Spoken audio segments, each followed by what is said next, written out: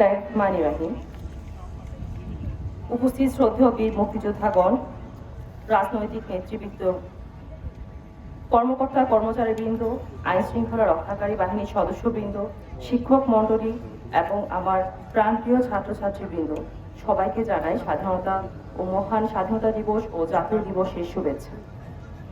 আজ 26শে মার্চ 1971 সালের এই দিনে পরাধীনতা শৃঙ্খল ভেঙে আমরা স্বাধীন দেশে স্বপ্ন দেখেছিলাম। আজকের এই দিনে আমি গভীর শ্রদ্ধার সাথে স্মরণ করছি সেই সকল বীর শহীদদের, যাদের বুকের তাজা রক্ত আর আত্মত্যাগের বিনিময়ে আমরা পেয়েছি আজকের আমাদের এই স্বাধীন বাংলাদেশ। শ্রদ্ধার সাথে স্মরণ করছি সেই সকল মা বোনদের, যাদের আত্মত্যাগের বিনিময়ে আমরা পেয়েছিলাম আমাদের এই লাল সবুজের বাংলাদেশ। সম্মানিত সুধী, স্বাধীনতা মানে শুধু একটি পতাকা বা মানচিত্র নয়। স্বাধীনতা মানে শোষণমুক্ত সমাজ, ন্যায় বিচার এবং মানুষের বাক স্বাধীনতা। বীর মুক্তিযোদ্ধাগণ যে বৈষম্যহীন বাংলাদেশের স্বপ্ন দেখে অস্ত্র হাতে তুলে নিয়েছিলেন, সেই স্বপ্ন বাস্তবায়ন করা আমাদের সকলের নৈতিক দায়িত্ব। প্রিয় উপস্থিতি, আজকের এই মাহেন্দ্রক্ষণে আমরা আনন্দের সাথে বলতে চাই, সদ্য সমাপ্ত ত্রয়োদশ জাতীয় সংসদ নির্বাচনের মাধ্যমে আমরা পুনরায় বাংলাদেশ একটি গণতান্ত্রিক ধারায় ফিরে এসেছে। আমাদের মনে রাখতে হবে, এই বাংলাদেশ একটি বৈচিত্র্যময় দেশ। মুসলিম, হিন্দু, বৌদ্ধ, খ্রিস্টান সহ অন্যান্য যারা আছেন সকলের সমন্বয়ে আমাদের এই বাংলাদেশ। মহান মুক্তিযুদ্ধের মূল চেতনা ছিল একটি অসাম্প্রদায়িক বৈষম্যহীন সমাজ গঠন করা। ধর্ম বর্ণ নির্বিশেষে আমরা সবাই এই দেশের নাগরিক। আসুন আমরা শপথ নিই, আমরা এমন একটি সমাজ ব্যবস্থা গড়ে তুলব যেখানে কোনো ভেদাভেদ থাকবে না।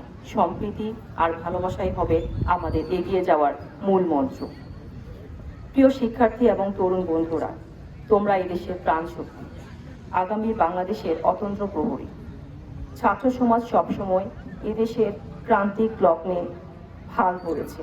52 ভাষা আন্দোলন থেকে শুরু করে আমাদের 71-এর মুক্তিযুদ্ধ এবং অতি সম্প্রতি আমাদের 24-এর জুলাই বিপ্লবের মাধ্যমে আমাদের ছাত্র সমাজ প্রমাণ করেছে যে কোনো অন্যায় জুলুমের বিরুদ্ধে তারা সবসময় লড়ে যাবে। সমাজ থেকে সাম্প্রদায়িকতার যে বিষবাষ্প, তা আমাদের উপড়ে ফেলতে হবে। একটি আধুনিক বিজ্ঞান মনস্ক মানবিক বাংলাদেশ গড়ার দায়িত্ব তোমাদের কাঁধে। তোমাদের মেধা, সততা দিয়ে একটি দুর্নীতিমুক্ত এবং ইনসাফপূর্ণ সমাজ গড়ে তুলতে হবে। সম্মানিত উপস্থিতি, ইতিহাসের ধারাবাহিকতায় আমরা সকলেই দেখেছি স্বাধীনতা চেতনা রক্ষায় এদেশের মুক্তিকামী জনগণ বিভিন্ন সময়ে অন্যায় ও বৈষম্যের বিরুদ্ধে সোচ্চার ছিল। 24শে জুলাই গণঅভ্যুত্থান সেই ধারাবাহিকতার একটি গুরুত্বপূর্ণ অধ্যায়।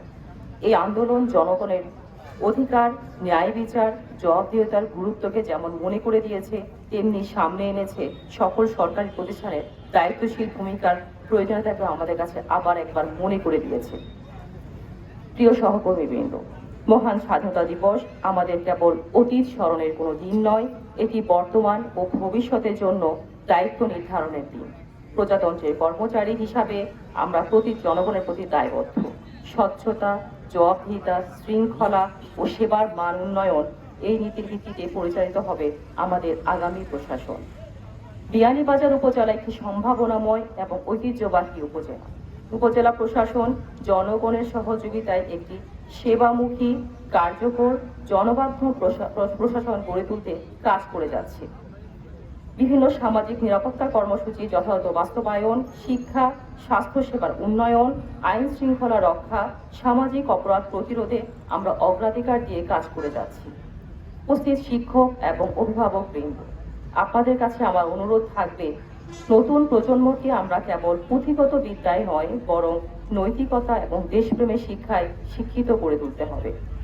তাদের মনের ভিতর সত্যর পথে চলার যে সাহস, সে সাহসের অনুপ্রেরণা আমাদেরকে দিয়ে যেতে হবে। আসুন আমরা শপথ নিই যে স্বাধীন দেশে আমরা নিঃশ্বাস নিচ্ছি, তার মর্যাদা আমরা যে কোনো মূল্যে রক্ষা করব। কোনো অপশক্তি যেন আমাদের সাম্প্রদায়িক সম্প্রীতি এবং জাতীয় ঐক্য নষ্ট করতে না পারে। শহীদদের রক্ত যেন বৃথা না যায়, সেজন্য একটি সুখী, সমৃদ্ধ, অসাম্প্রদায়িক বাংলাদেশ গড়ে তোলাই আমাদের আজকের 26শে মার্চের মহান স্বাধীনতা দিবসের অঙ্গীকার। সবাইকে আবারও ধন্যবাদ জানিয়ে আমার বক্তব্য শেষ করছি। আসসালামু আলাইকুম।